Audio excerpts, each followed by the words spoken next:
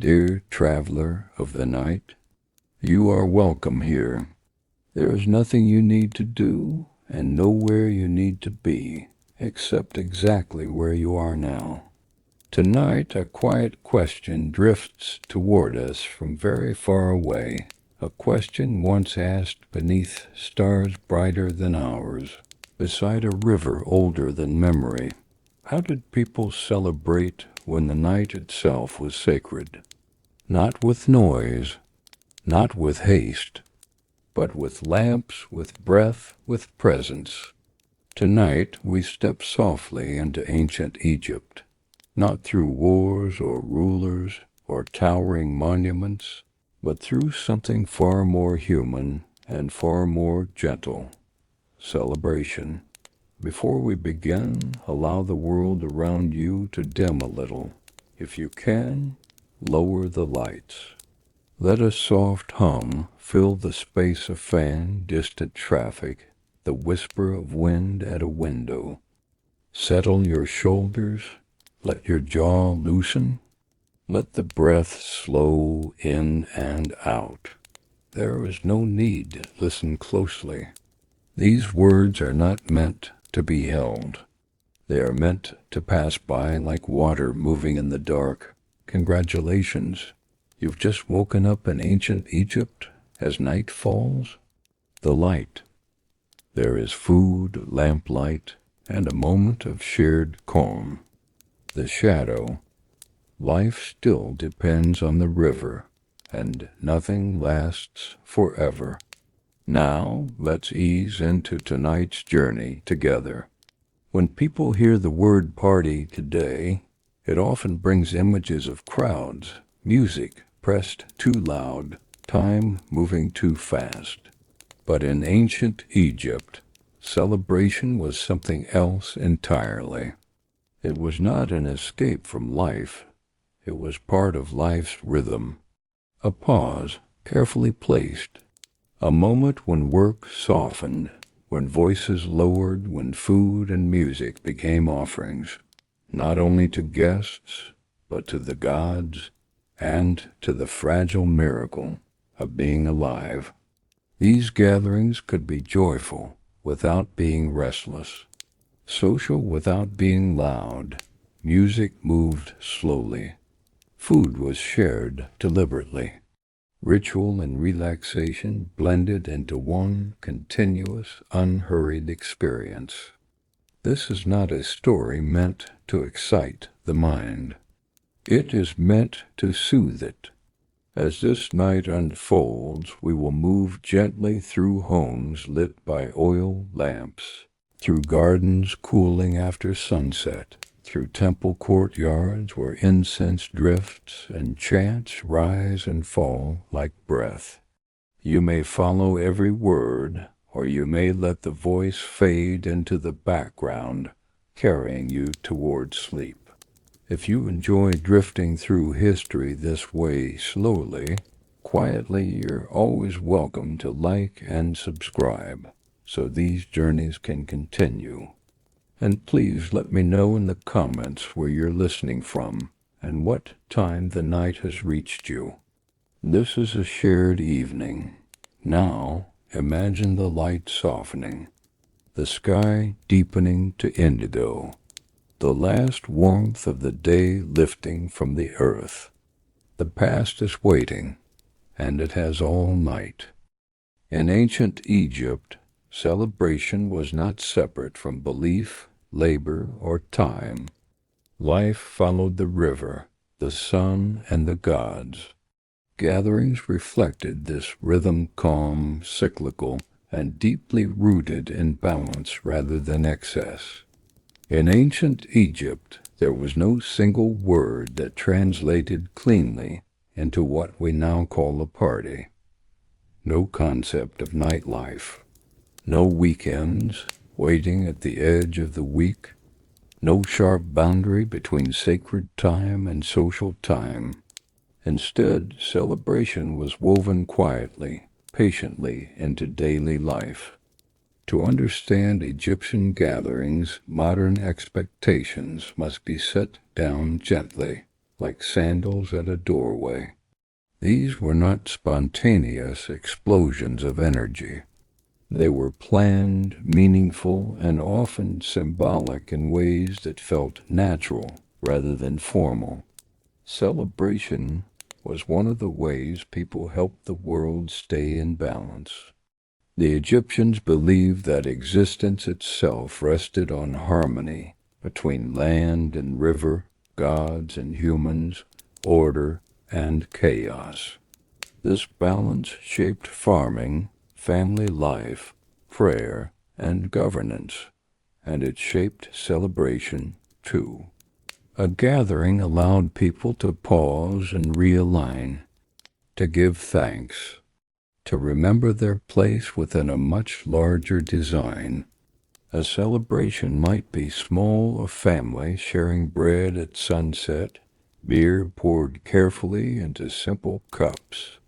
Or it might be vast, a multi-day festival, spilling out from temple gates, drawing entire communities together. Both mattered, both counted.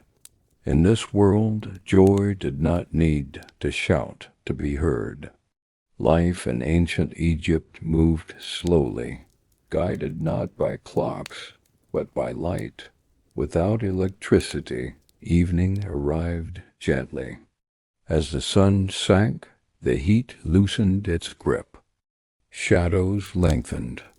Lamps were lit one by one, each flame creating a small circle of warmth against the dark. Time was felt, not measured. Celebrations followed these rhythms. Some returned each year: harvest feasts, religious festivals tied to the flooding of the Nile River, anniversaries of divine events. Others grew out of personal moments, a birth, a marriage, a homecoming. Unlike modern parties, which often try to escape routine, Egyptian celebrations embraced it. They marked continuity, familiarity, reassurance. When people gathered, they knew what awaited them, not unpredictability, but comfort. One of the most important things to understand is this. For the Egyptians, joy and devotion were not separate. A meal could be both dinner and offering. A song sung at home might echo melodies heard in temples. Dance could be entertainment or prayer or both. Happiness pleased the gods. Laughter was not frivolous, it was harmonious. When people gathered to eat, drink, sing, and talk, they believed they were participating in the maintenance of the universe itself. Gratitude strengthened the bond between heaven and earth.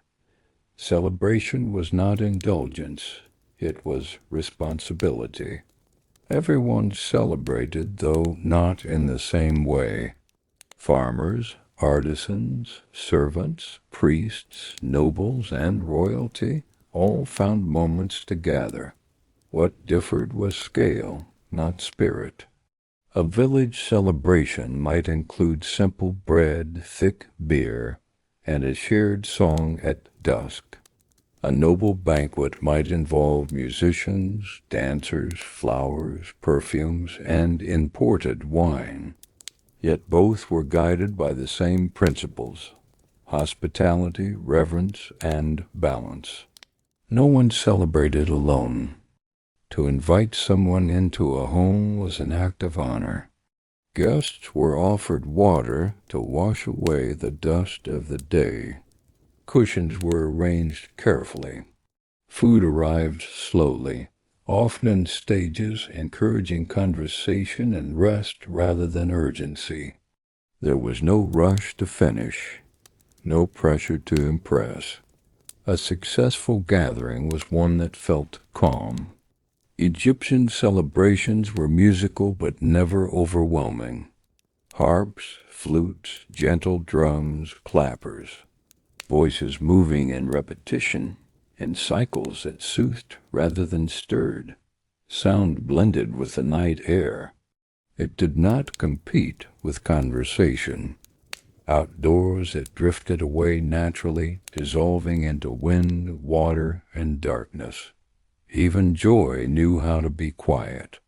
Most gatherings began as daylight softened. People arrived unhurried.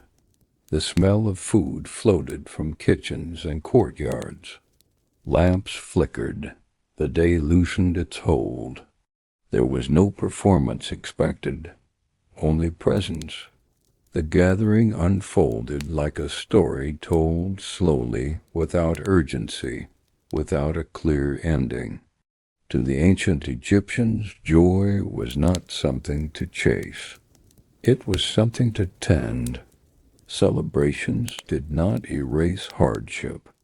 They acknowledged life in full, its labor, its losses, its beauty. Even festivals honoring the dead ended with shared food. Even solemn rituals made room for music. Celebration was affirmation. As this image settles, lamplight glowing softly, voices low, time unhurried. Remember, the night is still young. As the lamps burn low and the air cools, the world shifts once more, and we drift onward, deeper into another corner of history. Before continuing, a gentle grounding in place and time. Ancient Egyptian life followed the pulse of nature. The river rose and fell. The land darkened with water, then returned to light. Celebration followed these movements closely, shaped by seasons rather than schedules, by the sky rather than by clocks. In ancient Egypt, celebration did not float freely through the year. It had weight. It had timing. Everything returned again and again to the river. The Nile was not simply water. It was memory. It was promise. It was the quiet reason people gathered at all. Each year, as the river swelled and spilled across the fields, life paused. Work slowed. Boats replaced paths. Fields disappeared beneath dark, nourishing water. And in that pause, celebration found space to breathe. These were not loud festivals. They were patient ones. People watched the river carefully. They listened. They waited. When the flood came gently, it was a blessing. When it came too strong, it carried fear. Celebration lived somewhere between gratitude and humility, never assuming too much. During these seasons, gatherings grew more frequent. Families shared meals more slowly. Communities came together to mark what could not be controlled, only honored. The land itself decided when it was time to pause. The Egyptian year unfolded in three great movements: the flood, the growing, and the harvest. Each phase carried its own emotional tone. During the flood season, celebrations leaned inward. People gathered close to home. Lamps burned longer in the evenings. Stories were told. Songs repeated familiar patterns. There was comfort in repetition, comfort in knowing that others were waiting, too. When the waters receded and planting began, gatherings became quieter, more focused. Food was simpler. Time was precious. Celebration existed in smaller gestures as shared drink, a brief song at dusk. And then came harvest. This was when celebration widened again. Food was more abundant. Beer flowed more freely, though never carelessly. Music lingered longer into the night. These gatherings were not indulgent, they were relieved. A long breath after months of effort. Celebration marked survival. To modern ears, seasonal festivals can sound ceremonial, distant. But for the Egyptians, they were deeply personal. A good flood meant children would eat. A poor harvest meant anxiety that crept into every home. So when people gathered, there was often a quiet undercurrent beneath the music, a shared awareness of uncertainty. This made joy feel precious. Laughter was not careless. It was grateful. Even during larger festivals, there was restraint. People knew that abundance could not be demanded. It could only be received. Celebration became a way of acknowledging dependence on forces far beyond human strength. As seasons changed, so did the texture of evenings. In cooler months, people lingered longer outdoors. Courtyards filled with voices softened by night air. In warmer times, gatherings stayed close to shade, to water, to breeze. Oil lamps were precious. They were lit intentionally, not wastefully. Their light was warm, uneven, alive. The flicker of flame shaped the pace of celebration. When lamps burned low, voices lowered with them. No one rushed to extend the night beyond what felt natural. Celebration was not separated by age. Children moved freely through gatherings, half listening, half playing. Elders sat close to the center, not pushed aside. Their presence anchored the evening, reminding everyone that time stretched far beyond the present moment. Stories passed quietly from one generation to the next, not as lessons, just as memories offered gently. In this way, celebration preserved continuity. Nothing flashy, nothing forced. Just presence shared. What people ate during celebrations depended entirely on the time of year.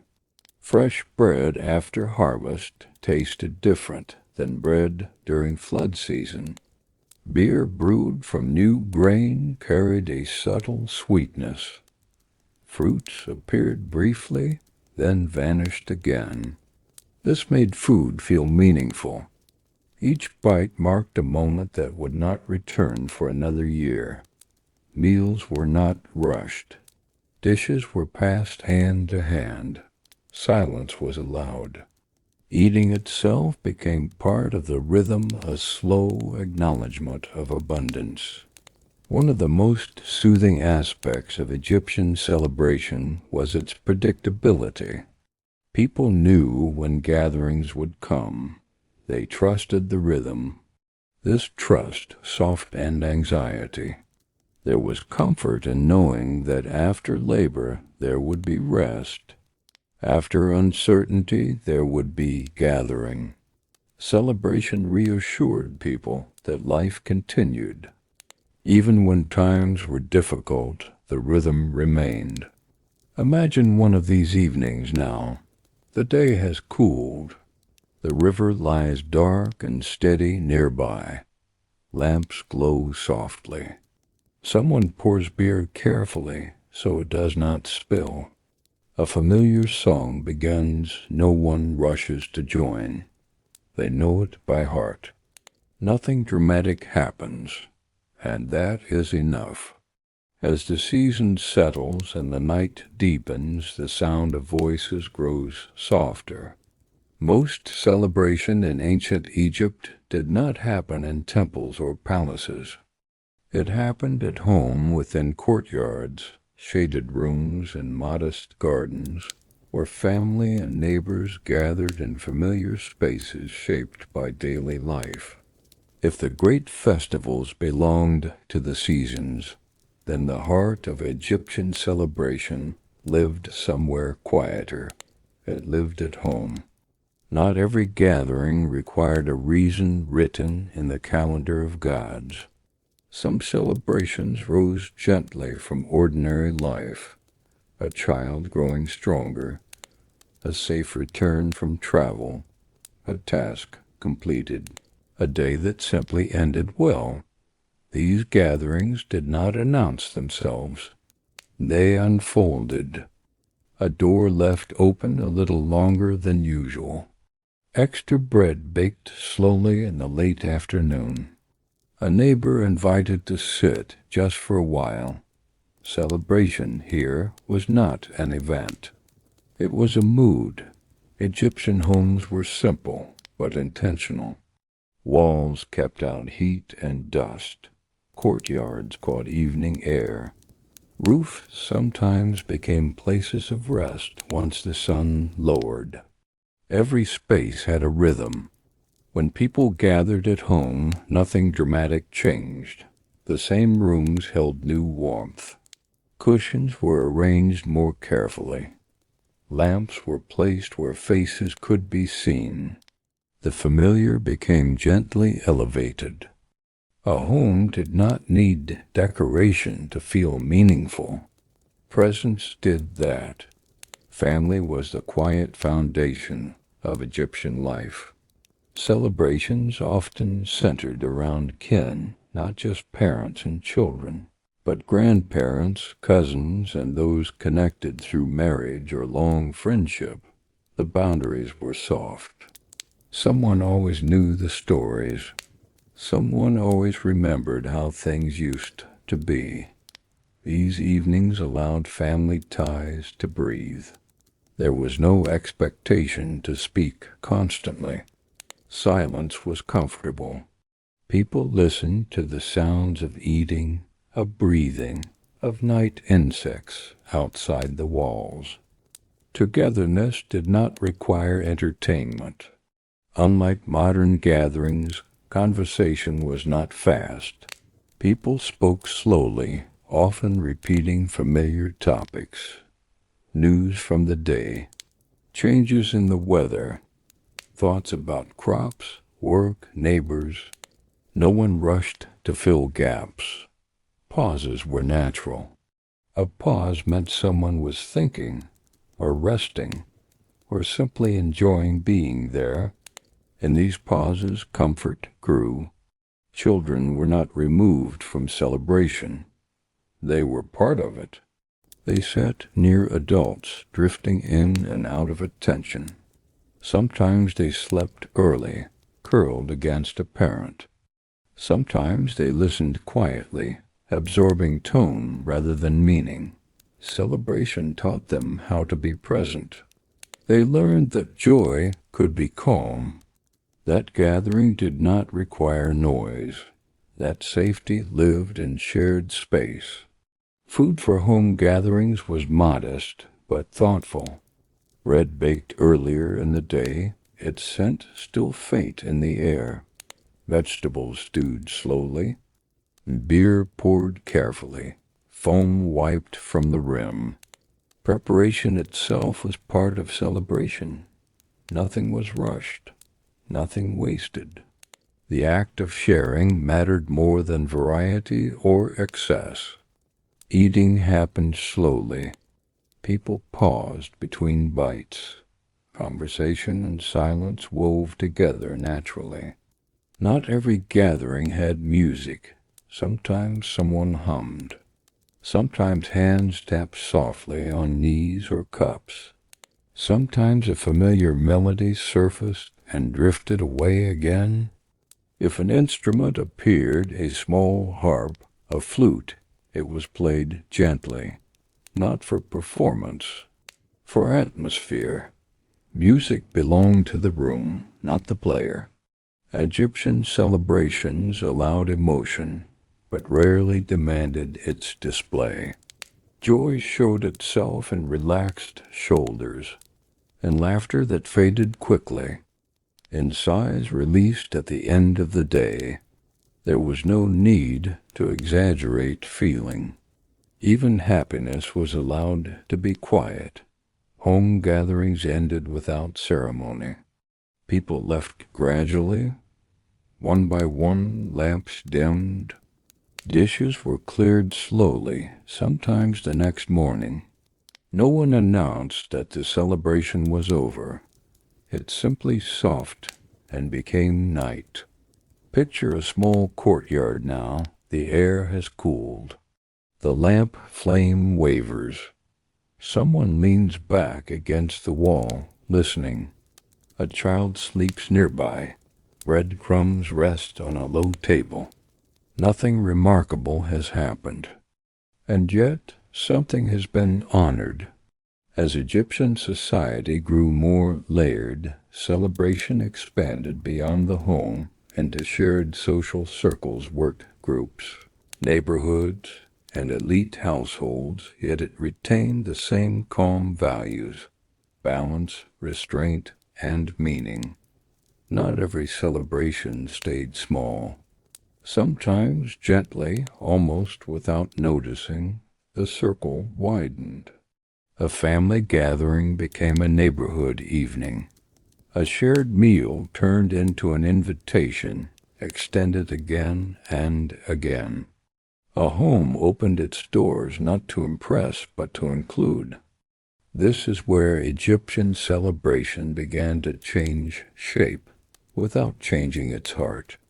Many gatherings formed around shared labor, farmers who worked the same fields, craftsmen shaping stone or wood side by side, boat crews tied to the same stretch of river. When work paused at the end of a season or after a demanding task, people gathered together, not to celebrate success loudly, but to release tension quietly. These gatherings carried a soft sense of relief. Shoulders lowered, hands rested, voices softened. Celebration here was permission to stop. In villages and city quarters alike, evenings sometimes spilled outward. Low walls became seats. Doorways stayed open. Food traveled short distances from one home to another. No one hosted alone. Each household contributed what it could: bread, beer, a place to sit, a lamp. Celebration became collective, not owned by one family, but shared by many. In wealthier homes, celebration expanded further. These were not public spectacles. They were controlled, deliberate, and deeply symbolic. Guests reclined on cushions. Perfumes scented the air. Flowers floated in shallow bowls. Music played nearby, never dominating the room. These gatherings emphasized refinement over excess, calm conversation, graceful movement, familiar faces. Even among the elite, restraint mattered. Too much noise suggested imbalance. Too much indulgence risked displeasing the gods. While social differences existed, celebration softened them. Servants, musicians, and guests shared the same space. Food moved through many hands. Sound traveled freely. Hierarchy did not disappear, but it did not dominate. For a few hours, shared presence mattered more than rank. Egyptian celebrations expanded carefully because their purpose remained the same. They were not meant to overwhelm. They were meant to align. Each added guest, each added element, was folded into an existing rhythm, not layered on top of it. This is why gatherings, even larger ones, retained their calm. As gatherings grew, their endings stayed gentle. Music slowed, conversation thinned, lamps dimmed. Guests left without urgency. Hosts cleaned slowly, sometimes the next day. Celebration dissolved back into life. At every level home, neighborhood, elite household, the meaning remained steady. Celebration was not a break from reality. It was a recognition of it. It honored work completed, time passing, life continuing. Take a quiet breath here. Imagine voices fading, the air cooling, the last lamp flickering gently against a wall. In ancient Egypt, sound was never empty. Music was not added to life for decoration, it was part of how order was felt and maintained. Rhythm steadied the body. Repetition calmed the mind. Melody moved gently between the human and the divine. Before music was something to watch, before it was something to perform, it was something to live alongside. In ancient Egyptian gatherings, music did not begin with an announcement. It arrived quietly, a string brushed by accident, a breath passing through a flute, hands finding a rhythm without thinking about it. Often no one noticed the exact moment music started, and that was the point. Egyptian music mirrored the body's natural pace, the steady rhythm of walking at dusk, the rise and fall of breath after a long day, the slow pulse felt when sitting quietly near others. There was no urgency in the sound, no sharp edges. Harps were plucked gently, strings resonating long after the fingers moved away. Flutes carried soft, breathy tones that blended with night air. Simple drums and clappers marked time, not excitement. Music did not demand attention. It offered company. In many gatherings, musicians were part of the group, not separate from it. They sat nearby. Sometimes they spoke between notes. Sometimes they paused entirely, letting silence settle. No one clapped at the end. No one asked for more. Music flowed in and out of the evening, like conversation. This made it deeply relaxing. There was no pressure to react, no expectation to feel a certain way. Sound existed so people could rest within it. Egyptian music favored repetition. Short melodic phrases returned again and again, changing slightly with each pass. The mind did not need to follow closely. It could drift. Repetition created familiarity. Familiarity created safety. Listeners knew what was coming, not in detail, but in feeling. This predictability softened the nervous system long before anyone understood such things. Dance, like music, was not always meant for attention. Sometimes it was barely movement at all, a sway of the shoulders, a gentle shift of weight, hands lifting and lowering in time with sound. Dance did not separate dancers from watchers. Many people moved, each in their own small way. There was no center of focus. Movement belonged to the body that felt it. In temples and private homes alike, music and dance were offerings. It pleased the gods not through spectacle, but through harmony. Smooth rhythm reflected cosmic order. Balanced movement echoed stability. Joy expressed gently was seen as respectful. This belief shaped how people played and moved. Nothing rushed, nothing forced. As night deepened, music softened. Instruments grew quieter. Gaps between notes lengthened. Silence became part of the sound. Crickets outside the walls joined in. Water shifted in the distance. Fire crackled softly in lamps. The boundary between music and environment blurred. The night itself participated. Imagine a courtyard now. The sky is dark blue, almost black. A harp rests against someone's knee. A flute lifts, lowers, lifts again. No one is watching closely. No one needs to. Sound drifts, time loosens. breathing slows. In ancient Egyptian society, dance was not spectacle first.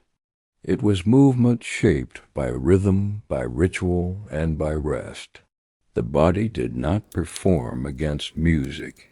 It moved within it, slowly, naturally, as if remembering something older than thought. As the music softened, the body answered, not with sudden motion, not with display, but with a gentle remembering. Dance in ancient Egypt did not begin at the feet. It began in the breath, a slow inhale, a long exhale, the shoulders loosening almost without permission. Movement arrived quietly. There was rarely a stage, rarely a moment when all eyes turned to one place. Instead, movement spread gently through the space. Someone swayed near a wall. Another lifted their hands slowly, then let them fall. A seated guest rocked slightly, barely aware they were moving at all. Dance belonged to everyone and no one. This absence of focus made it calming. No judgment, no expectation, only motion responding to sound. Egyptian dance relied on gestures rather than steps.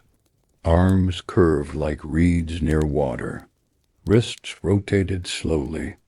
Fingers opened and closed, almost like breathing made visible.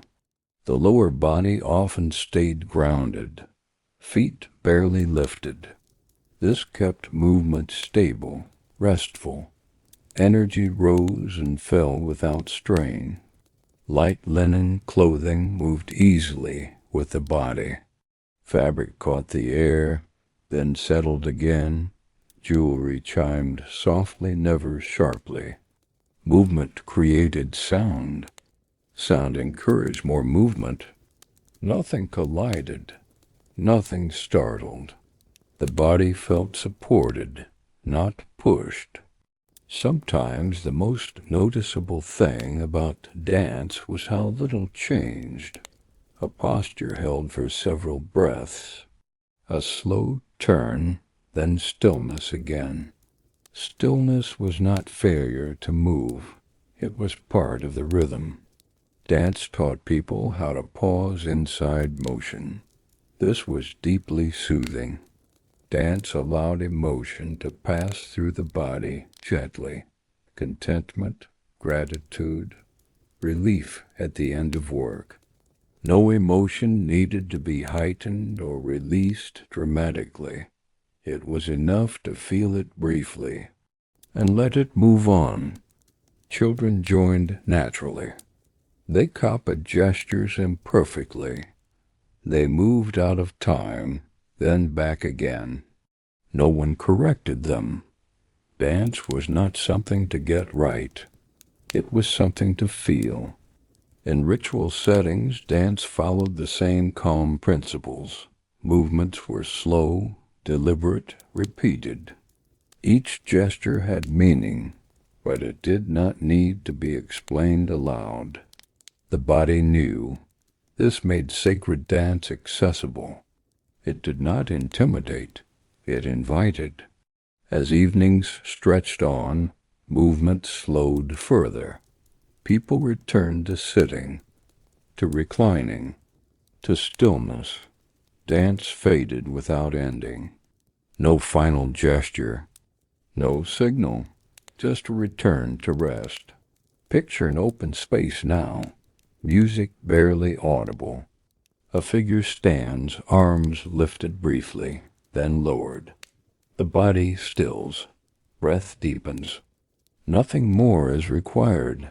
Entertainment did not always mean activity. Silence itself held meaning.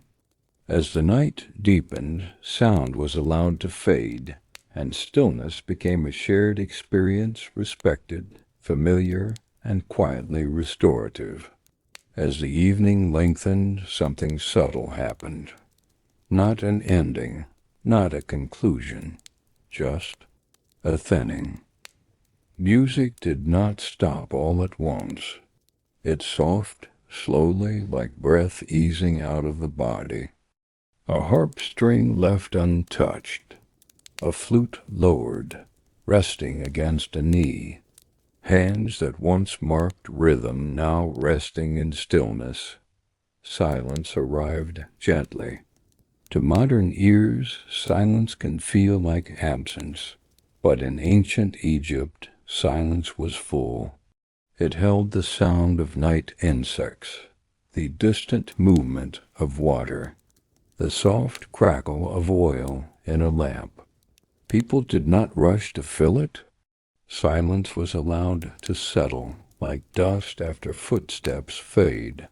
Entertainment did not require constant stimulation. Often people simply sat together, shoulders touching lightly, breath slowing in shared rhythm, eyes half closed, not asleep, not fully awake. This shared rest was comforting. No one felt alone in it. As sound faded, light became the guide. Oil lamps burned unevenly, their flames dipping and rising. Shadows moved slowly across walls. When a lamp dimmed, conversation dimmed with it. No one forced the night to stay awake. When the light softened, people followed. Sometimes scent replaced sound. A small pinch of incense placed on hot embers. A faint sweetness drifting through the space. Scent asked nothing of the listener. It simply existed and then disappeared. This too was entertainment of a kind, gentle, passing, ungraspable. If stories were told, they were not dramatic. Familiar tales, half-remembered events, moments from long ago. Often the story trailed off before it ended. No one minded. The purpose was not to finish, but to share the quiet. Sleep was never far away. Children slept where they sat. Adults leaned back, eyes closed for a moment, then opened again. There was no pressure to stay awake. Drowsiness was welcome. Nothing was scheduled. Nothing was announced. People trusted the night to unfold as it wished. This trust created ease. Entertainment became indistinguishable from rest. Imagine this pause now. The lamp flickers. The room breathes. Someone shifts slightly, then stills again. The night holds everyone gently. Evenings did not end abruptly. Entertainment faded in stages, guided by light, fatigue, and intuition. The closing of a gathering was not an event. It was a gentle return to stillness. As the night reached its deepest hour, something familiar settled over the gathering. Not silence yet, but a knowing, the kind that arrives without words. Sometimes just before rest fully claimed the evening, music returned for a moment, not louder, not brighter, quieter than before. A single harp phrase, played once, then left alone. A soft tap of fingers on wood, then stillness again. This was not a revival. It was a farewell. If anyone moved, it was barely movement at all. A gentle sway while standing. A small stretch of the arms. A shift of weight before sitting again. Bodies listened carefully to fatigue. There was no resistance.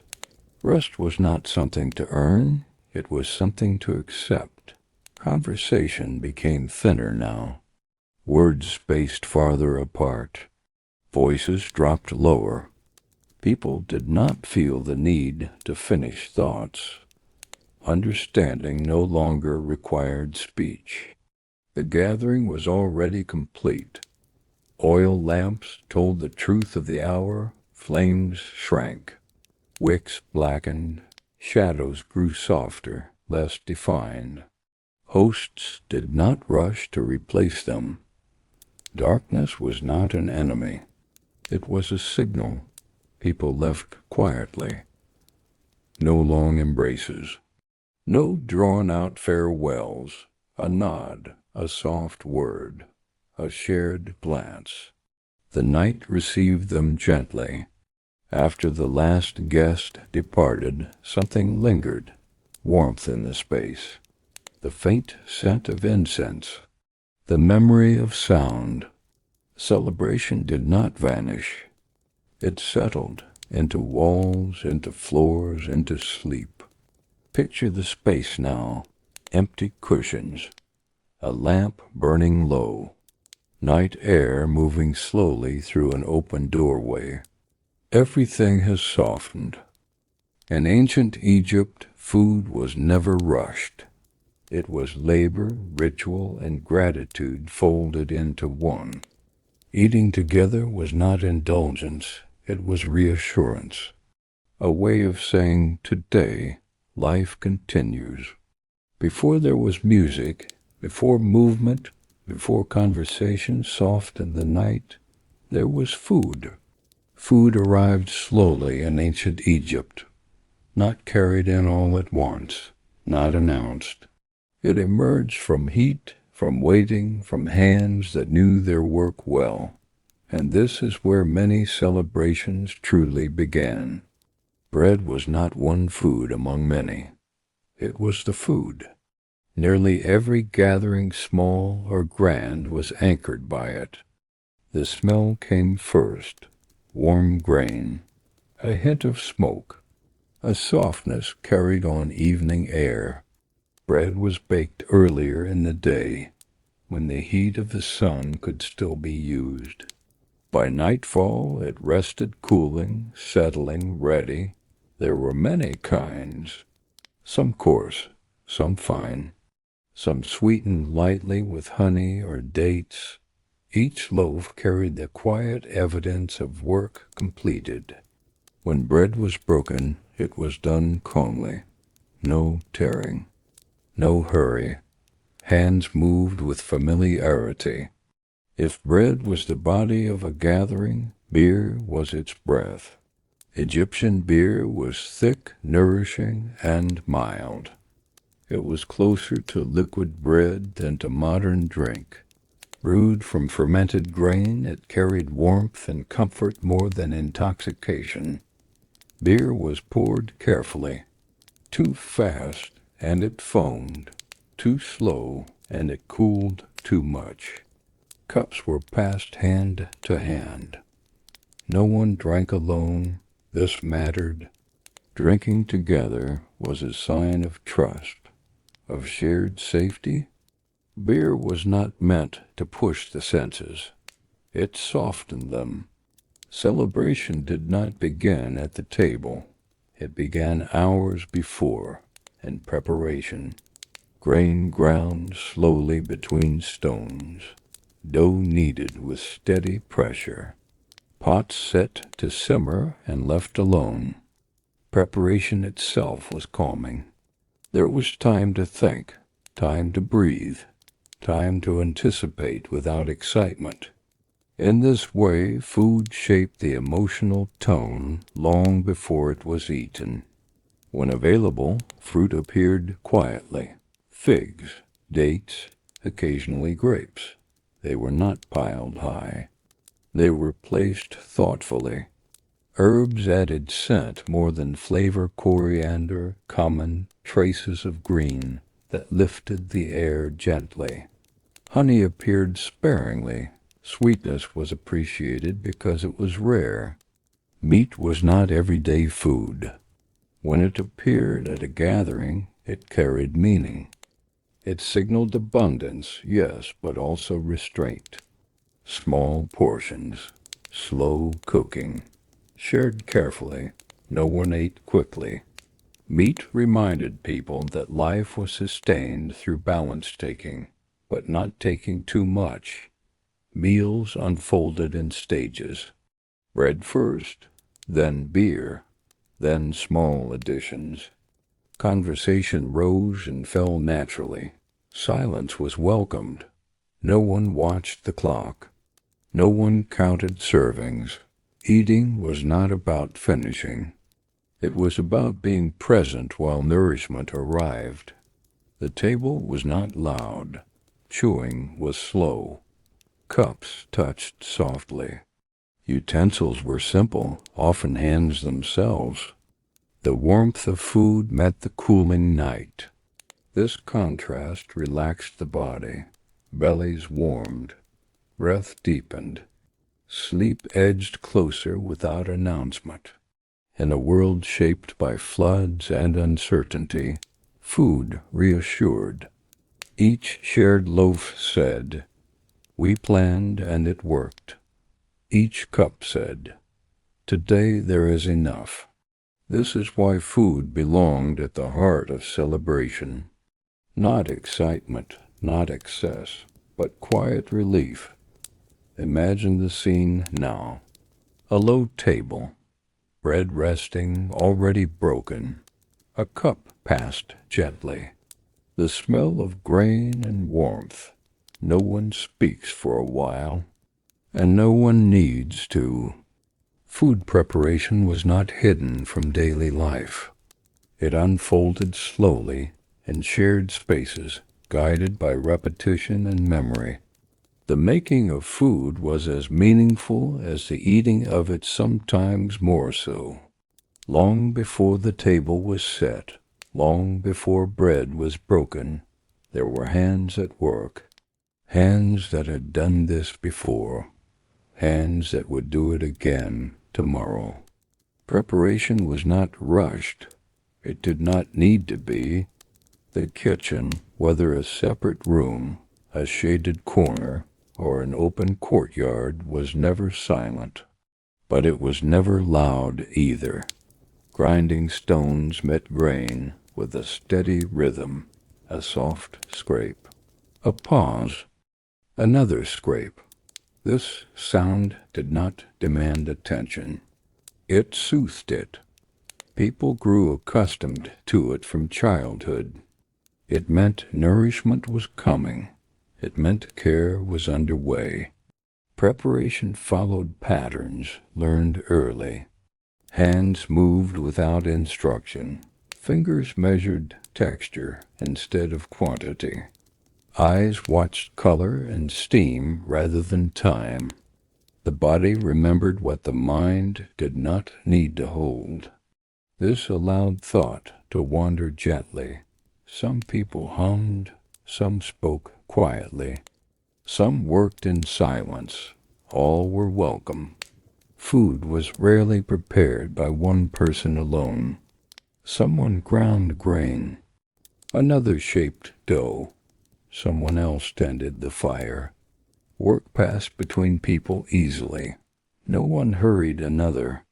The task itself set the pace. Fire was treated with respect, not stoked aggressively, not ignored. Flames were watched, adjusted, allowed to breathe. Pots simmered quietly, lids lifted only occasionally. Steam escaped, then settled. Fire was not dramatic. It was dependable. Much of preparation involved waiting. Waiting for dough to rest. Waiting for heat to soften grain. Waiting for flavors to deepen. This waiting was not empty. It was part of the process. People learned patience here, not as discipline, but as habit. Smell carried the earliest promise of the gathering.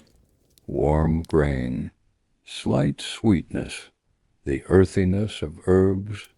These scents moved through doorways and across courtyards.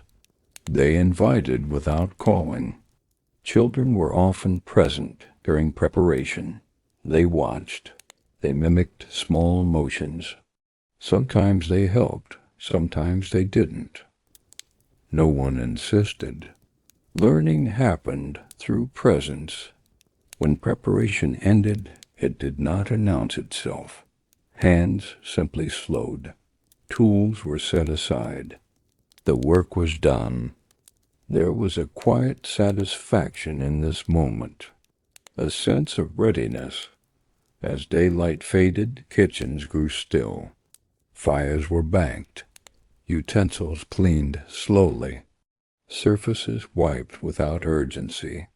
The room held warmth a little longer than the air outside. This warmth carried forward into the evening. Picture it now. A low hearth. Grain dust settled. Hands resting briefly in laps. The work complete. The night ready to receive what has been made. Meals were not rushed conclusions to the day. They were pauses, intentional, grounding, and quietly social. Eating together affirmed belonging. It reminded people that survival, like nourishment, was shared. When the food was finally brought forward, there was no announcement, no call to gather, no signal that the moment had arrived. People simply moved closer. There was rarely a single table. Instead, low surfaces, mats, small stands. Food rested within reach, not on display. No one sat above another. No one waited to be served first. The arrangement itself encouraged ease. People sat as the body asked them to. Some cross-legged, some leaning back against walls or cushions. Some reclining slightly, weight supported, breath open. There was no correct posture. Comfort guided the form. As bodies settled, conversation soft. Dishes moved hand to hand. Bread passed slowly, fingers brushing lightly. Cups followed, careful not to spill. Small bowls offered quietly, without comment. No one reached abruptly. No one gathered more than needed. There was trust in abundance, not excess, but enough.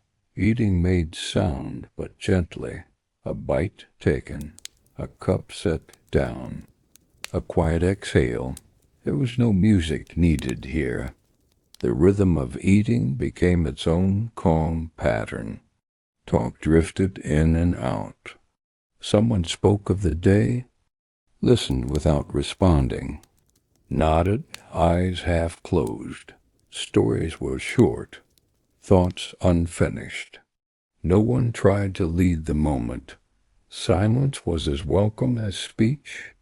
As food warmed the body, something softened. Shoulders lowered. Breath deepened. Faces relaxed. The nourishment worked quietly.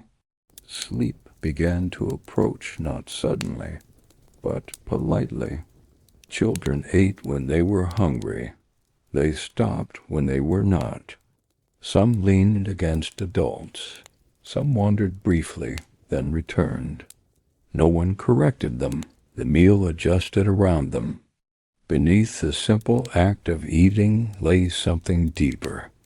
Each shared bite said, "You are not alone." Each shared cup said, "We are still here." In a world shaped by uncertainty, this mattered. Food was reassurance made tangible. When hunger faded, no one rushed away. People stayed. Hands rested on knees. Cups emptied slowly. Eyes closed briefly, then opened again. The table did not disappear. It transformed from nourishment to presence. Picture it now. Food mostly gone. A few crumbs left behind. A cup resting on its side. People still gathered, not because they need to eat, but because they want to remain. Drink was not an escape from the body. It was a companion to it. Beer and wine were taken slowly, with awareness, woven into ritual and thanks rather than excess. As the meal reached its quiet fullness, attention shifted, almost without anyone noticing, from eating to resting, from hunger to warmth, and somewhere in between, drink found its place. Beer remained the most common presence, thick, cloudy, familiar. It continued to pass gently between hands, no longer as nourishment, but as comfort. Wine, when it appeared, arrived later. It was poured sparingly, often diluted, sipped, not swallowed. Wine carried a sense of occasion, not excitement, but awareness. It reminded people to slow down. No one drank to feel different. They drank to feel together. Cups were lifted calmly, set down carefully, sometimes forgotten halfway through. There was no rhythm to enforce. The body decided when it had enough. Drinking often followed a moment of quiet, a pause, a breath, no speeches, no formal thanks. Gratitude lived in action, in the way a cup was offered, in the way it was accepted, in the way no one rushed the next moment. As drink warmed the body, conversation thinned, not because people grew loud, but because they grew comfortable. Words shortened, smiles lingered longer, eyes closed for a moment, then opened again. No one apologized for drifting. In some gatherings a small offering was set aside, a sip poured onto the ground, a piece of bread left untouched. This was not dramatic, it was quiet acknowledgment. A reminder that celebration was not owned, it was shared with forces unseen.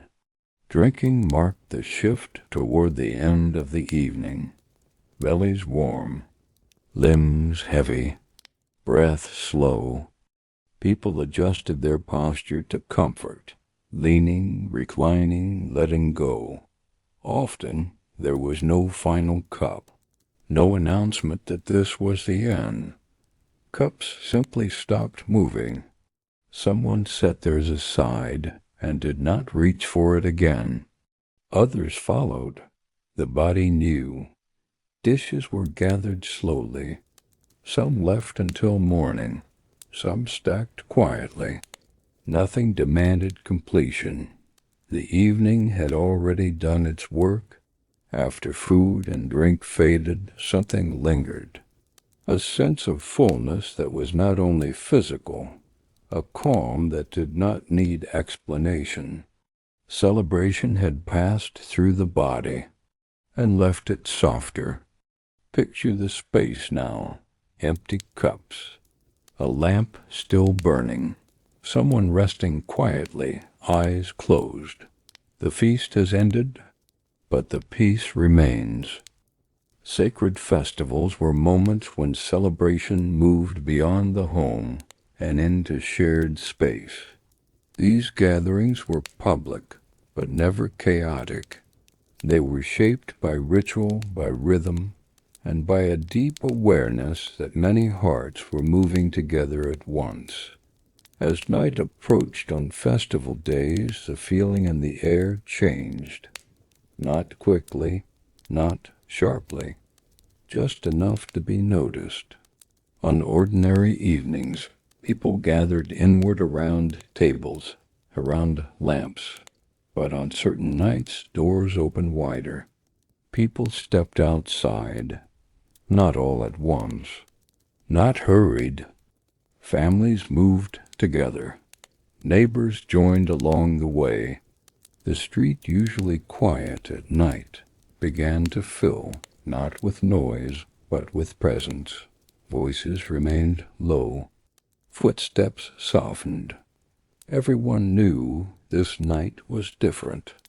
The path often led toward the temple, not as a destination to rush toward, but as a center to move around. Temples were already familiar. People passed them daily, but at night, during festivals, they felt altered. Torchlight traced columns. Stone walls caught shadow. The familiar became gently transformed. This transformation invited calm attention. Torches were carried carefully. Flames were shielded from wind. Hands adjusted their grip often. The light they cast was uneven warm, alive, shifting. Faces appeared, then disappeared again in shadow. This flickering slowed perception.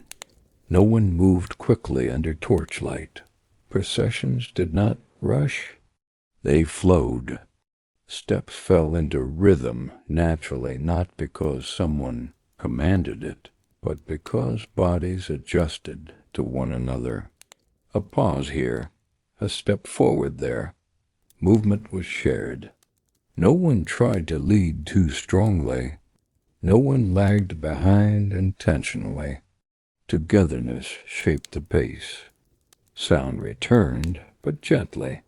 Drums marked time, not excitement. Chants rose and fell slowly. Sistrums shimmered softly, then rested. The repetition was intentional. It steadied the crowd. People did not sing loudly. Many only mouthed the words. Some listened without joining at all. Participation was not forced. As processions passed, incense burned nearby. Not thick, not overwhelming, just enough to mark the moment. The scent moved through the crowd slowly, lingering on clothes and skin. It connected people through breath. Everyone inhaled the same air. Though many people gathered, the energy remained calm. No shouting, no pushing. People stood close but respectfully. The shared purpose created patience. Even children sensed it. They stayed near adults. They watched quietly. The crowd breathed together. Public festivals reminded people that they were part of something larger, not just a household, not just a neighborhood, but a living rhythm stretching back generations. This knowledge comforted more than it excited. It placed personal worries into a wider frame. Picture the scene now. A broad temple courtyard. Torches moving slowly. Incense rising. Voices murmuring in unison. The night feels full, but not heavy. Sacred processions were not performances to be watched. They were collective acts of balance. Movement itself carried meaning, and every step reinforced harmony between people, gods, and the world they shared. As the procession continued, it did not grow louder. It grew steadier. The crowd moved as one body, not tightly bound, not perfectly aligned, but aware of itself. Each person adjusted their pace instinctively, guided by the rhythm already present. No command was needed. The movement held. Near the center of the procession, priests walked calmly. They did not hurry. They did not look outward. Their focus remained inward, on the object they carried, on the rhythm of their steps, on the ritual unfolding moment by moment. Sacred objects, small shrines, symbols of the gods, were held carefully, never lifted high in triumph. They were kept close, protected, steady. This restraint mattered. It reminded everyone present that reverence did not require spectacle. Sound moved alongside the procession. Drums marked time softly. Sistrums chimed briefly, then rested. Chants rose and fell in slow repetition. These sounds did not push the crowd forward. They anchored it. People listened more than they sang. Some did not join at all. Participation remained personal, unforced. Silence was allowed between sounds. Torchlight revealed faces only in fragments. A profile here. Eyes catching light briefly, then fading again. A familiar neighbor half seen. This partial visibility soft attention. No one felt watched. The crowd became less about individuals and more about shared presence. Each step held weight. Not physical weight, but meaning. Walking together reaffirmed order. It reminded participants that life moved forward best when done in harmony. There was no destination that demanded urgency. The procession itself was the purpose. Children walked with the adults. Some held hands. Some followed closely behind. Some were carried when they tired. They were not removed from the ritual. They learned simply by being there, by matching pace, by absorbing tone, by feeling the steadiness of those around them. This quiet inclusion mattered. Despite the size of these gatherings, excess was rare.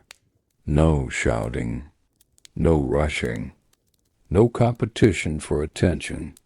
The structure of the ritual contained emotion rather than amplifying it. Even joy moved calmly. At times the procession stopped. Not abruptly, not all at once. The front slowed.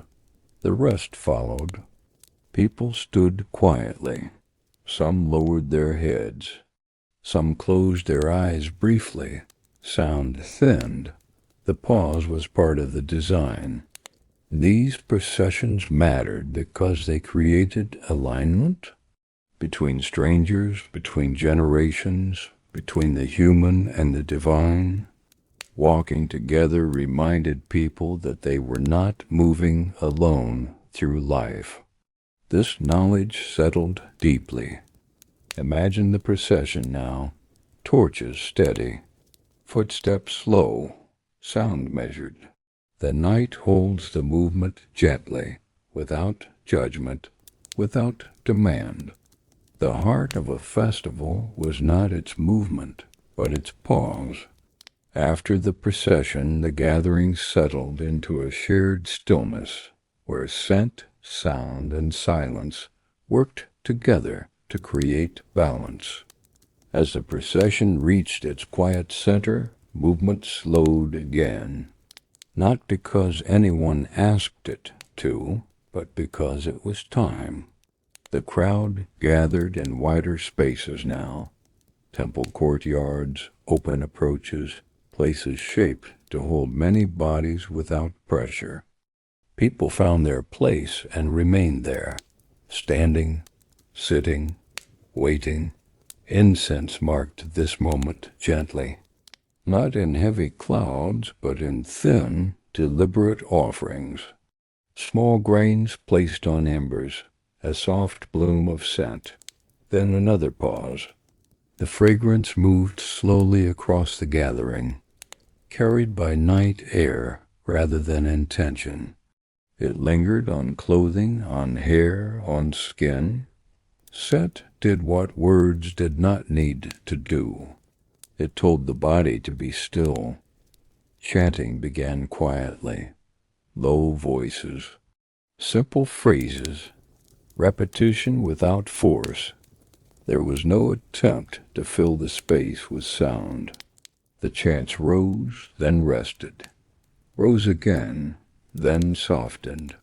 Some voices joined, listened, remained silent. All were present. As the chant repeated, breathing changed. Inhales lengthened. Exhales softened.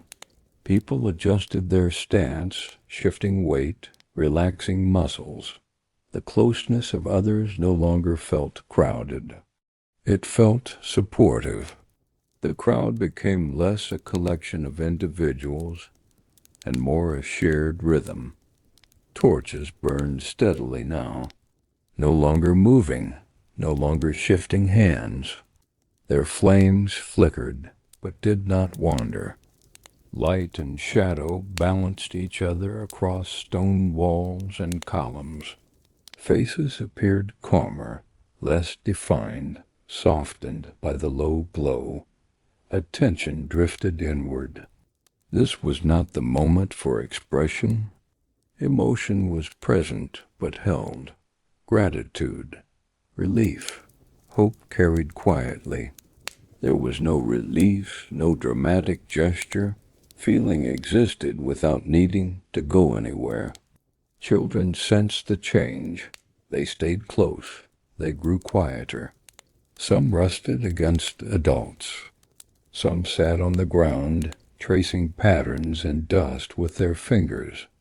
They learned that silence could belong to many people at once. This pause mattered. It allowed the gathering to absorb itself. The festival was not about reaching a peak. It was about maintaining balance, holding joy and reverence in the same space, without tipping too far in either direction. The stillness did the work. No one knew how long this moment lasted. Minutes passed, perhaps longer. Time was no longer measured. It was felt. Picture the courtyard now. Incense thinning. Chanting barely audible. Bodies at ease. The crowd exists together, without movement, without demand. The closing of a festival mattered as much as its opening. Public celebration did not end with noise or finality. It softened, gradually releasing people back into the rhythm of ordinary life, carrying calm with them. After the long stillness, the festival did not end. It loosened. There was no signal to begin leaving, no spoken conclusion. Instead, the night itself guided the closing. Someone shifted their weight. Another adjusted a shawl. A torch was lowered slightly. These movements were small, almost unnoticeable, but they traveled. The crowd sensed the change and responded not all at once, not deliberately. Motion returned in fragments. The stillness remained, but it opened. If any sound returned, it was brief. A final chime of a sistrum, then silence. A soft word exchanged between neighbors. Footsteps beginning, slow and careful. No chant called people onward. The night carried them. Torches were extinguished one by one. Not dramatically, not ceremonially. A flame covered, a wisp of smoke, darkness returning gently to stone. Nearby homes already held small lamps glowing patiently. The public light gave way to private warmth. This transition mattered. It marked the shift from shared ritual back to personal rest. People began to move away from the temple spaces. Families gathered themselves. Neighbors fell into familiar groupings. Children were lifted or guided by the hand.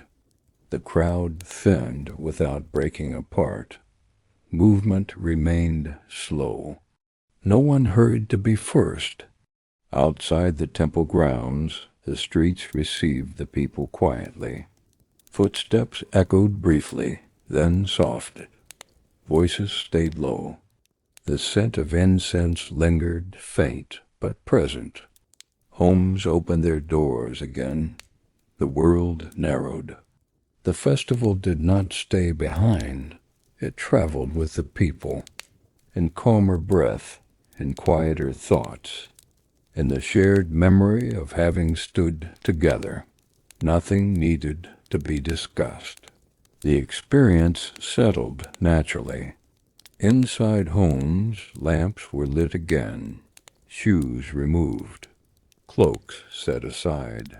water poured. The ordinary returned, but it felt gentler. Celebration had not disrupted balance. It had restored it. That night, sleep came more easily. Bodies were tired, not strained. Minds were quieter, not empty. The shared stillness of the festival followed people into rest. Picture the temple now, empty courtyards, stone cooling under night air, one last ember fading. The space holds the memory, but asks nothing more. In ancient Egypt, elite banquets were not loud displays of power. They were carefully shaped environments where wealth expressed itself through comfort, order, and calm control. These gatherings emphasized refinement, not excess. As public festivals faded back into still streets, celebration did not disappear. It moved inward, behind high walls, through shaded entrances, into homes designed to hold quiet. Elite gatherings began where the noise of the street ended. Approaching a noble home at night felt different. The air cooled quickly once inside the walls. Footsteps soft on unpacked earth or smooth stone.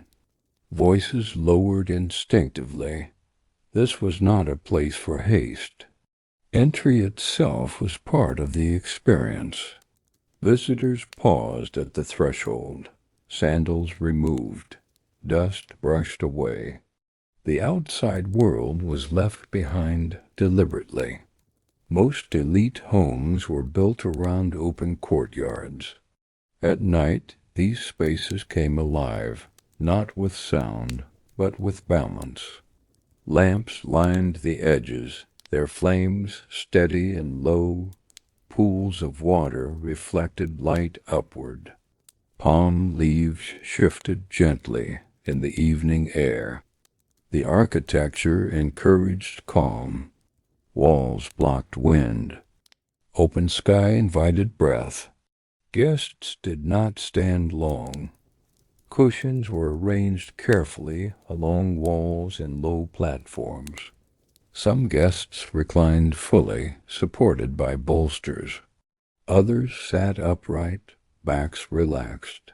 There was no rigid arrangement. Status existed, but it was soft by comfort. Everyone was meant to rest. Perfume was present, but never overwhelming.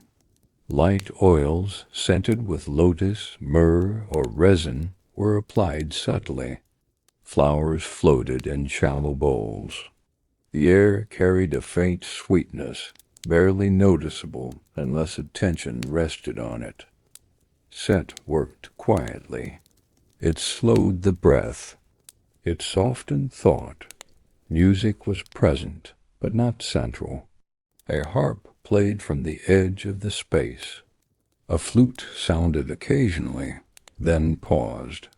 Musicians did not face the guests directly. Sound remained part of the environment, not the focus. It filled space without demanding attention. Voices stayed low. Guests spoke in measured tones, often pausing between thoughts. Silence was common and comfortable. There was no need to impress. Words were chosen slowly. Listening mattered more than speaking. Food at elite banquets was carefully selected, not excessive. Bread of finer grain, small portions of meat, delicate fruits when available. Presentation mattered, but not for spectacle. Dishes were placed gently, served in stages, never rushed. Eating mirrored the calm of the space. Servants moved quietly. They did not interrupt. They anticipated needs rather than responding to demands. Their presence blended into the flow of the evening. No one clapped or called for attention. Movement stayed smooth. Inside elite homes, time felt different. The outside night moved on, but here moments stretched. No one watched for endings. No one hurried the evening forward. Celebration unfolded without a schedule. Picture the courtyard now, lamps glowing, guests reclining. Music barely audible. The world beyond the walls feels far away.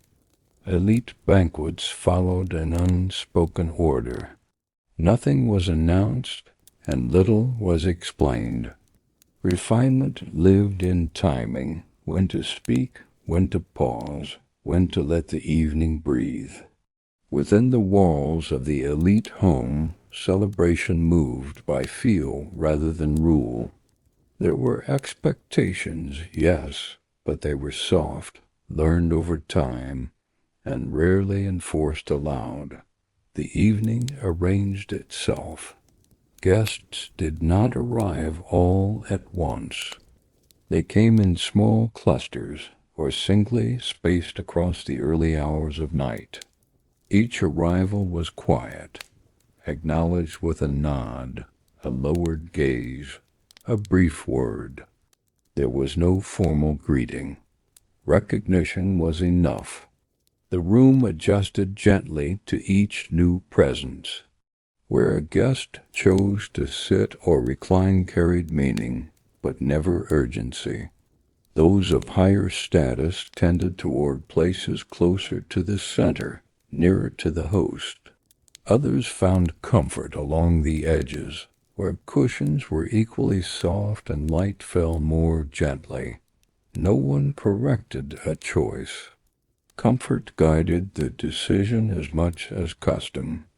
The arrangement felt settled rather than arranged.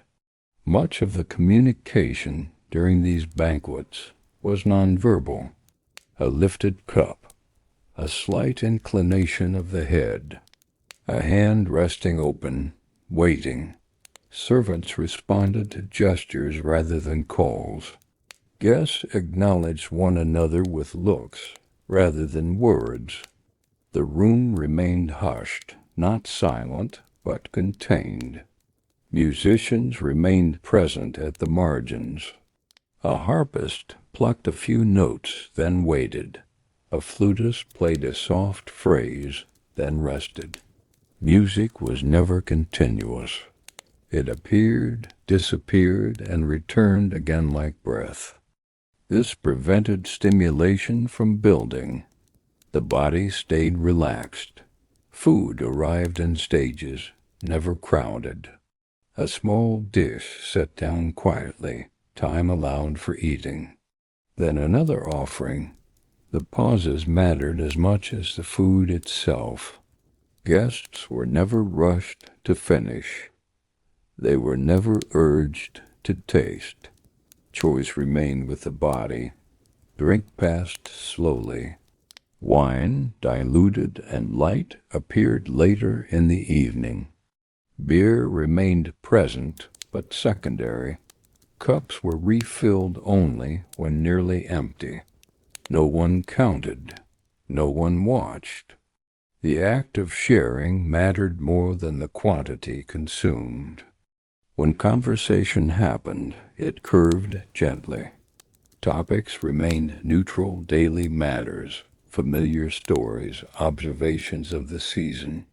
No debate, no intensity. Laughter appeared briefly, then faded. Voices remained low, shaped by the space. Silence often followed speech, unbroken and comfortable. Servants moved with practiced ease. They anticipated rather than responded. They stepped back when attention drifted inward. They returned only when needed. Their movement maintained the calm of the room. Nothing jarred. There was no moment when the banquet felt halfway through. The evening had no sharp beginning and no obvious end. Guests lost awareness of duration. This was intentional. A timeless feeling signaled success. As hours passed, posture changed. Bodies reclined more fully. Eyes lingered closed for moments at a time. Hands rested loosely in laps.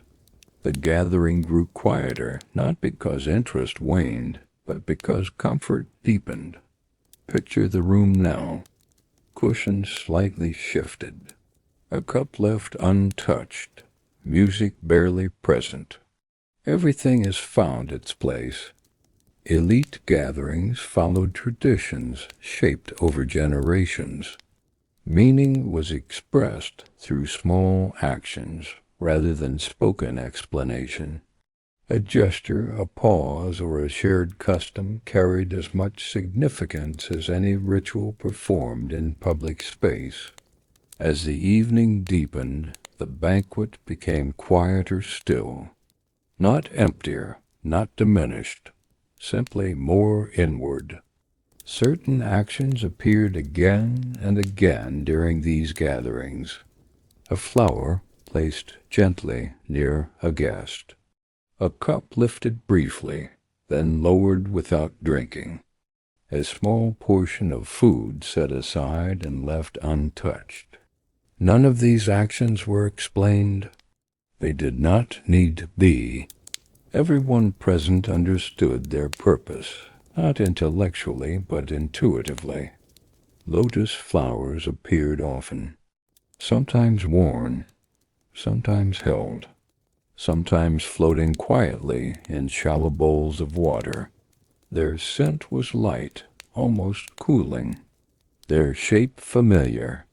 The lotus symbolized renewal, calm, and continuity, but during banquets it did not announce symbolism.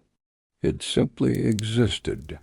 Guests touched the petals absent-mindedly, breathed in without thinking. Meaning worked best when unnoticed. Even in private settings, a small offering was often made. A sip of drink poured onto the ground, a piece of bread placed aside. These gestures were subtle. They did not interrupt conversation or stillness. They reminded those present that celebration was shared, not owned. Musicians played less now. Notes were spaced farther apart. Silence filled the gaps. Instruments rested more than they sounded. Music became memory rather than presence. Posture softened fully. Guests reclined deeply. Some rested their heads back against cushions. Eyes closed briefly, then opened again. There was no concern about appearance. Comfort mattered more than composure. At this stage of the evening, thought itself slowed.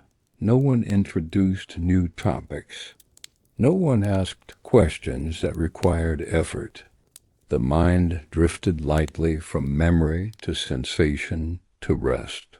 Conversation became optional. Servants stepped back further now. They remained available, but distant. Movement in the space became minimal. The room felt held rather than active. What filled the space now was not excitement. It was contentment, a feeling of having enough, of being safe briefly, of belonging to a moment that asked nothing more. This emotional texture was the true purpose of the gathering. It became difficult to tell how long the banquet had lasted. Hours blurred. The night outside continued its work unnoticed. Inside, the evening existed on its own terms. Picture the room now. A lotus resting near a hand. A cup untouched. Music silent. Breath slow. Thought light. As gestures complete themselves and the meaning settles quietly into the room, the lamps burn low, and the night shifts once more, guiding us gently toward the closing moments of this refined gathering. Private gatherings were shaped to close as gently as they opened. No signal marked the end. The evening loosened its hold slowly, allowing rest to arrive without interruption or regret. As the night moved deeper, the banquet did not conclude. It softened. There was no moment when conversation stopped all at once, no cue that told guests it was time. Instead, the room began to release them. Someone shifted their cushion. Another set a cup aside and did not reach for it again. A lamp burned lower, unnoticed at first. These signs were not coordinated. They were felt. The gathering sensed its own completion. Guests began to leave one by one. No speeches, no lingering farewells. A nod, a quiet word exchanged, a hand briefly touching another in passing. Departure carried no urgency. Everyone understood that nothing was being left unfinished. The courtyard received each departing guest calmly. Night air cooled warmed skin. The scent of perfume faded gently. Footsteps softened against stone. Beyond the walls, the city rested. There was no contrast between inside and outside, now only continuity. Inside, lamps were not put out immediately. They were allowed to burn low, one by one. Light thinned. Shadows stretched and blended. Darkness was welcomed gradually. Those who remained moved slowly. Cushions were gathered without hurry. A bowl lifted, then set aside for morning. Water poured quietly. Nothing needed to be completed tonight. Order would return in its own time. Even after the last guest departed, something stayed. Warmth in the stone. A faint trace of scent. The memory of sound that no longer existed. The banquet left behind calm rather than absence. Sleep arrived naturally. Not claimed. Not invited. It settled into the space the evening had prepared. Bodies rested without tension. Thoughts thinned. The night completed what celebration began. Picture the noble home now. The courtyard empty. One lamp still glowing. Air moving gently through open space. Everything has returned to stillness without effort. As the last lamp dims and the quiet deepens within these walls, the night completes its gentle work, and the world shifts once more, drifting onward to another corner of history. Belief shaped every quiet joy. Celebration existed to support balance between effort and rest, between human life and the unseen order that sustained it. Gratitude was not an emotion alone. It was a practice, repeated gently across days and generations. After the guests had gone, after the lamps dimmed, after sound released its hold, meaning remained. Celebration in this world did not end with the night. It continued inward, into belief, into memory, into what people carried quietly with them. People did not gather simply because they wished to feel happy. They gathered to help the world stay aligned. Life was understood as a delicate balance between growth and decay, effort and rest, joy and restraint. Celebration existed to support that balance, not to disrupt it. Too much seriousness invited heaviness. Too much excess invited disorder. The right measure mattered. Gratitude did not require speech. It appeared in actions, a portion set aside, a moment of stillness before eating, a pause at the end of a gathering allowing calm to settle. These gestures were small. They worked because they were repeated. Celebration was never only for those present. The unseen were always included, forces that govern seasons, fertility, health, and time. This inclusion did not feel distant or abstract. It felt familiar. Belief was woven into habit rather than ceremony. Joy was not treated with suspicion. It was welcomed carefully. Laughter, music, shared meals, all were considered supportive of balance when kept within measure.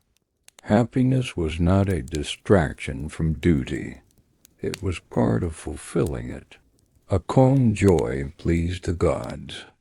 The idea of life extending beyond death shaped how people celebrated. Moments of joy were not fleeting indulgences. They were echoes, small reflections of a greater continuity. Celebration practiced in life prepared the spirit for what followed. This understanding softened fear. When people remembered gatherings days later, years later, they did so quietly. The memory itself became a form of offering, a peaceful recollection, a sense of having lived well, briefly. This mattered. Picture a small household shrine, a lamp burning low, an offering untouched, night pressing gently against the walls.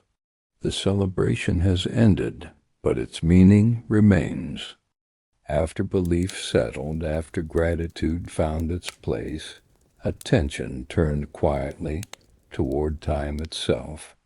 Not the time of hours or days, but the longer stretch, the kind that did not end. Life was not understood as a single dramatic arc. It was a series of careful balances. Work, then rest, silence, then song, gathering, then dispersal. Celebration fit into this pattern as rehearsal, not for excitement, but for continuity. The way people learned to eat together, to sit together, to leave together, these were not small things. They were practice. The afterlife was not imagined as distant or abstract. It was close. It shared the same rhythms, meals, music, rest, companionship. Scenes painted on tomb walls reflected this understanding. Banquets appeared again. Music returned. Friends sat together once more. Not because people wished to escape life, but because life done gently was already close to ideal. To celebrate well was to demonstrate understanding. A person who could enjoy food without excess, music without frenzy, company without domination, that person showed balance. Balance mattered. It was believed to follow the spirit beyond the body. Remembrance did not rely on grief alone. It relied on steadiness. Food offerings placed quietly, names spoken softly, moments of stillness observed without display. The dead were remembered through continuity, not disruption. Celebration honored them by continuing the pattern they had lived within. Each festival returned year after year. Each gathering echoed previous ones. This repetition softened the fear of endings. Nothing truly disappeared. It changed shape. Celebration taught this lesson gently, again and again. At the end of gatherings, people often looked upward. The night sky offered perspective. Stars moved slowly. Patterns returned predictably. Human life felt small but not insignificant. Celebration aligned people with this scale. Joy felt appropriate, not exaggerated. The hope was not to be remembered loudly. It was to be remembered kindly. A good host, a calm guest, a presence that made evenings softer rather than sharper. Celebration trained people in this kind of legacy. Picture a late night now, a home quiet, a small offering placed and left, the sky visible through an open space. No one speaks, nothing is required. Belief did not pull people away from daily life. It settled gently into it. Celebration, memory, and the hope of continuation were shaped by the same quiet habits, moderation, gratitude, and an awareness that every moment was part of something longer than itself. As the night deepened, attention shifted again, not outward, not upward, but inward, toward meaning that did not need to be spoken. Celebration, when understood fully, was not only about the evening that had passed. It was about what remained afterward, what lingered in the body, what stayed with the spirit. Joy was not expected to overwhelm. It was meant to leave a trace, a softness in the chest, a steadiness in the breath, a sense that the world was for a moment in order. This kind of joy did not exhaust the body. It restored it. People learned to recognize this feeling and to value it above excitement. It was safer, longer lasting, easier to carry forward. How one celebrated mattered. A person who took too much food, spoke too loudly, or drew attention to themselves disrupted harmony, not only socially, but spiritually. Balance was not enforced through punishment. It was taught through example. Children watched how adults behaved during gatherings. They learned when to speak, when to wait, when to leave quietly. These lessons were not framed as rules. They were absorbed through repetition. Celebration became a moral classroom, but a gentle one. Scenes carved or painted in tombs did not show chaos or excess. They showed order. People seated calmly. Music played softly. Food arranged carefully. These were not fantasies. They were continuations. The afterlife was imagined as life without strain, not life without structure. Celebration offered a preview. Offerings to the dead mirrored offerings to the living. Bread, beer, quiet presence. The same foods, the same gestures. This sameness mattered. It suggested that death did not sever connection. It adjusted it. The relationship continued calmly. Remembrance did not demand constant attention. It appeared at certain times. It receded again. People trusted that memory did not fade simply because it was quiet. Celebration honored the dead, not by holding on tightly, but by continuing well. Festivals returned. Meals were shared again. Songs repeated familiar patterns. Each repetition layered meaning gently. Life became a sequence of recognitions rather than surprises. This steadiness softened fear. Night taught patience. It arrived without effort. It deepened without force. It passed without resistance. Celebration followed the same pattern. Begin, unfold, release. This rhythm prepared people for endings of all kinds. Picture a quiet tomb chamber. Stars painted overhead. Offerings set neatly. No movement. The space does not feel empty. It feels complete. Belief shaped not only how people celebrated, but how they allowed celebration to end. Rest was not a failure of attention. It was a final, necessary movement, where meaning settled fully, without effort. As the night reached its deepest hour, nothing new was added. That was important. Celebration, belief, memory, each had already taken its place. Now they were allowed to lie still together, like objects set down carefully after long use. No one searched for conclusions. No one gathered thoughts into lessons. Understanding arrived without words. Rest was not considered empty time. It was active in a quieter way. The body, having eaten and moved and shared space, softened into stillness.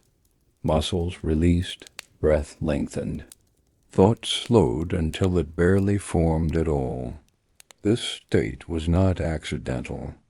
It was prepared for by calm music, by measured speech, by gentle endings. Celebration led naturally into rest, as though that had always been its purpose. Balance was never static. It was reached briefly and then released. The night did not freeze the moment of harmony.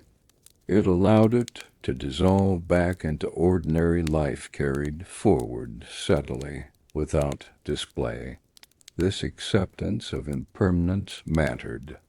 It taught people that meaning did not vanish when a gathering ended. It changed form. Sleep followed celebration easily, not as collapse, but as continuation. The body trusted sleep because the evening had been gentle. There was nothing left unresolved, no excess to recover from. Sleep was safe. It was another expression of balance.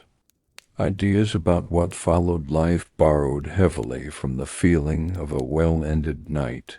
Darkness without fear, stillness without absence, presence without effort. Celebration prepared the mind for this understanding, not through doctrine, but through experience. A good night taught what eternity might feel like. When people remembered celebrations later, they did not recall every detail. They remembered atmosphere, warmth, quiet laughter, the way the night had closed without resistance. This was enough. Memory did not demand clarity. It carried feeling. The longer view of time soft urgency. Life was not meant to be consumed quickly.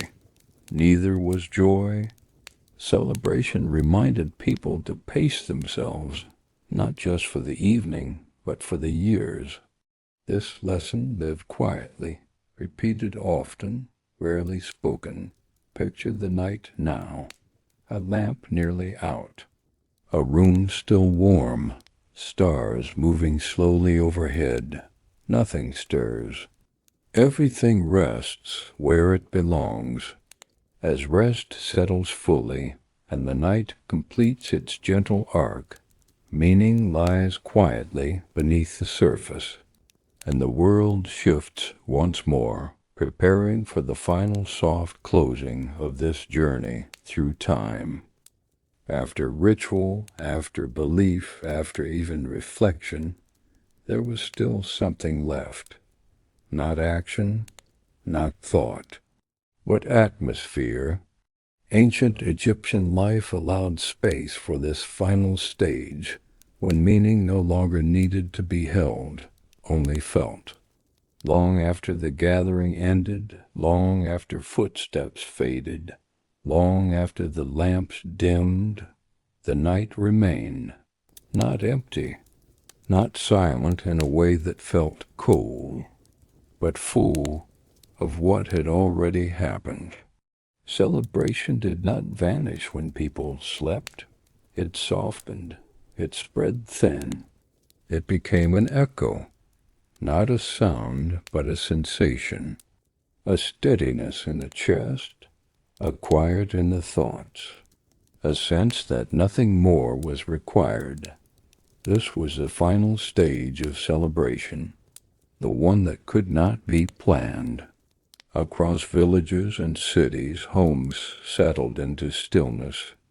Doors closed gently. Courtyards cooled. Animals rested. The Nile moved as it always did, patient, dark, unbothered. Life returned to its baseline rhythm, and that rhythm was enough. No one felt pressed to remember every detail. Celebration was not measured by memory.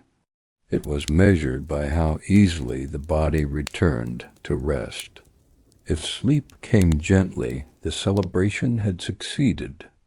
Everyone experienced this final quiet together.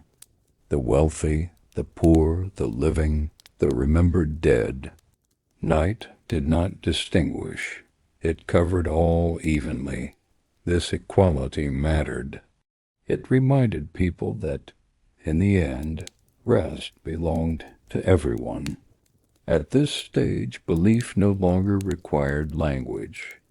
There was no doctrine here, no teaching, only a feeling that life, for all its effort, could settle peacefully. This feeling did not argue. It did not explain, it simply existed. The body absorbed this calm. Breathing slowed naturally. Muscles released without instruction. The mind drifted untethered. Celebration completed its work here, not in joy, not in reflection, but in rest. Picture the land now, the river dark and smooth, stars reflected faintly, a village barely stirring, no voices, no movement, only continuity. As the night stretches on and celebration becomes nothing more than a quiet trace, the world rests fully within itself, and time loosens its grip, preparing gently for sleep. As the night reaches its deepest stillness, there is nothing left to explore, nothing left to explain. The world has already softened. Across this long evening, celebration has revealed itself not as noise or excess, but as care. Care for balance, care for rhythm, care for one another. Gatherings were shaped by patience. Music moved slowly. Food arrived gently. Belief rested quietly beneath every shared moment. Celebration was never meant to pull people away from life. It was meant to return them to it, steadier, calmer, more at ease. Over the course of the night, these scenes unfolded slowly. Quiet homes where bread was broken at dusk. Music that drifted and faded without demand. Meals prepared by familiar hands, shared without hurry. Processions that moved through torchlight and measured steps. Elite courtyards where conversation softened into silence. Beliefs that framed joy as balance, not excess. And finally, the night itself receiving everything gently, without judgment. None of it rushed, none of it shouted. All of it belonged. Now the lamps burn low. Guests have gone. Streets are empty. The river moves on in darkness. Homes rest. Bodies rest. Thoughts rest. Nothing more is expected of the night. As the stars continue their slow movement overhead, let the imagination drift without effort. There is no need to hold on to images, no need to remember names or places. Let the past remain gentle. If this journey through history brought you rest, you're always welcome to return again. And if it feels right, you can like and subscribe so these quiet journeys can continue.